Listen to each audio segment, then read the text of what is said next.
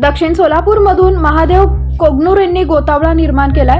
राजकारणापलीकडची नाती जपणारा नेता कार्यकर्ता अशी ओळख त्यांची तयार झाली आहे। त्यामुळे त्यांचे काम कोणतेही असो किंवा दवाखाना कुणाचाही असो की कुणाच्या सोयरिकीचे काम की कुण्या मुलाच्या शैक्षणिक विषय फोन करायला महादेव कोगनुरे म्हणजे हक्काचा माणूस। यामुळे त्यांचा फोन सातत्याने खणखणत असतो।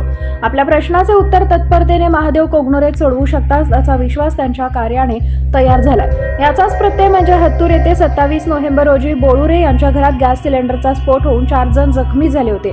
तसेच त्यांचे आर्थिक नुकसान झाले होते। कुटुंबांची परिस्थिती नाजूक असल्यामुळे पोट भरावं की उपचार करावा असा गंभीर प्रश्न होता। आज MK फाउंडेशनचे संस्थापक अध्यक्ष महादेव कोगनुरे यांनी कुटुंबाची भेट घेत त्यांना संसार उपयोगी साहित्य व आर्थिक मदतीचा हात देऊन सामाजिक बांधिलकी जोपासली। समाजासाठी नेता नव्हे तर कार्यकर्ता या भावनेतून महादेव कोगनुरे झटताना दिसत आहे। त्यामुळेच दक्षिण सोलापूरमधून लोकप्रियतेत दिवसेंदिवस वाढ होताना दिसत आहे।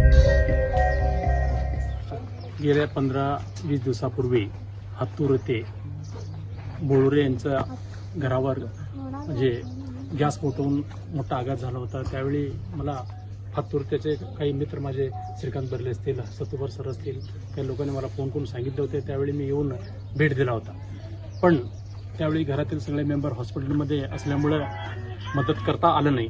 आज म्हणजे कालच त्यांना हॉस्पिटलमध्ये डिस्चार्ज मिळालेला आहे मला कळालं।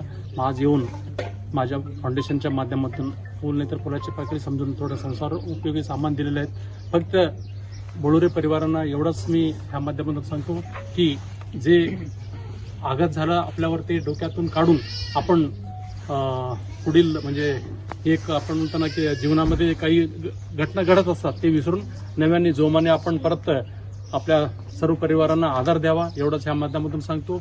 आणि हत्तूरचे सर्व ग्रामस्थ आपल्या पाठीशी आहेत आणि मी पण आमच्या फाउंडेशनच्या माध्यमातून कधी सुद्धा आवर्जून एक भाऊ म्हणून मला हाक द्या, मी हाकायला तयार आहे। कारण शेवटी मी पण एक नोकरी करणारा माणूस आहे। माझ्या परीने जेवढं जमेल तेवढं सदैव मी प्रयत्न करीत राहीन एवढंच मी ह्या माध्यमातून सांगतो। अजून एकदा आपल्याला सगळ्यांना म्हणजे डोक्यातून काढून आपण व्यवस्थित आपले कामं रुटीन जे काम असेल ते कामाला लागावं एवढंच मी ह्या माध्यमातून सांगतो।